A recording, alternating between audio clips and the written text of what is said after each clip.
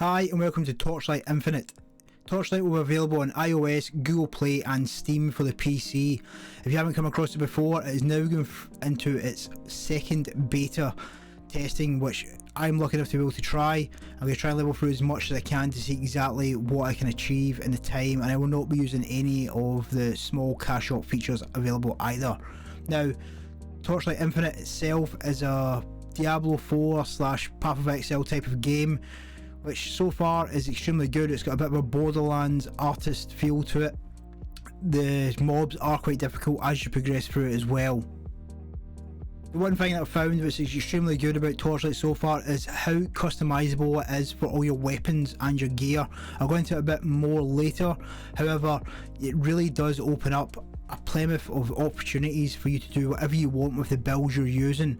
Now, just to break into a bit more of the game and a little deeper, I'll go into some of the other parts which you need to look out for when you start to play this game. Just to quickly go through the UI, on the left, the red hexagon, that is your health. On the far right, the blue hexagon, that is your mana. Your mana depletes as you use your abilities. Running across the abilities in the middle, you will start with your right click and unlock other abilities as you go along. Please pay attention to the F. This is generated via doing multiple attacks. It will build up and automatically ignite as and when you are in combat. All of your abilities are fully customizable. You can choose any you want and assign to any key that you want as well. As you unlock your abilities more, you can add to them with area effect, damage, ignite, all those sorts of things. You can really customize it to a T to exactly what you want and how you want to play it. You can also add elementals to it to just increase whatever type of build you are trying to make. Just note, you will not have access to all abilities straight away. You have to open them as you level up. As I mentioned earlier, gear and weapons are a big thing in this game. Now, your gear and your weapons all have different attributes to try and build the build you want. If it's fire, ice, lightning, if you want to be super DPS, super tank, you can do it via your gear. Now, gear drops quite frequently. Yes, there's a lot of rubbish, but there's a lot of good stuff as well. I found all the stuff that I'm showing now in about 3 hours of gameplay. So you can see the legendaries I've got as well, and you can actually update these as well using the corrosion, which is like mythic gear, if you like, that you would get in Diablo. So it really has a lot of options of what you can do, and to do the corrosion so far, it didn't come from any cash shop. It was all done via just playing the game normally, which is refreshing to see, especially after Diablo Immortal. And we're hearing already in December that the cash shop is going to be dominant in a lot of the gear, which I'm going to look into very soon when it opens for public release. There are many ways to level up your character using the different sort of traits in the game. Now, just running through some of the traits, you can see there's different trees to actually build up your skills. Plus there's a profit tree as well, which again, you build out a ring, a bit like Path of Exile, but nowhere near as complicated in how you do it. This gives you customization of your character fully to ensure that you get the build that you want. There'll be a lot of builds coming out and people trying to push certain builds, but the beauty of this so far, which I found, is it doesn't really matter as long as it's a build that suits you and you enjoy. That is the main thing about this game so far that I've found. Now, as I mentioned, there are cash shops in here. There's also a season pass. Season pass just now in the beta is shown at $4.99, which I think is actually a lot lower than some of the season passes. Now, the season pass itself, I said I've played 3 hours. On the free top line, I've managed to get to, I think it was level 15 real time just now, and that wasn't hard. You also do other merit trees as well, which I'm flying through, which get a lot of the coins. Now, I haven't looked deep enough into the cash shop to see just how deep it goes, but from speaking to other people, they tell me that it's not really affecting the gameplay style itself. I think when you get to that end game, that's when you're really going to understand what the cash shop is going to be like, because that's obviously when you have to be at your strongest point. The mobs and bosses within this game, as I said, are really good. In the first 1 to 10 when you're leveling up. They aren't that difficult and they are quite easy, but it's just to soften you in. It's more of a tutorial of how to get there and how to get your abilities and how to level them up, because all your abilities, you can level them up and expand on it, as I said. So that plays a big part just to get you to customize exactly what you've got and how you want to play the game, which is very good. Now the bosses, you do die to the bosses quite easily in some cases. Now a lot of that is down to the mechanics of you not watching how the RNG of the boss is working. After a little while you can work out practically how it's going to go, but as you level up you quickly find your level has this big spike to where you're killing a lot of the mobs very quickly. Now hopefully that will plateau out and it's a bit more even throughout, but so far for me, I am way ahead of the enemy. There's also going to be a lot of customization in this game. Now there seems to be skins. I think they'll be probably a cash shop thing, which is fine. I am absolutely happy for a free to play game to have a cash shop which sells cosmetics, as long as they don't do something like Diablo Immortal where you physically can't go any further unless you spend a hell of a lot of money in the cash shop.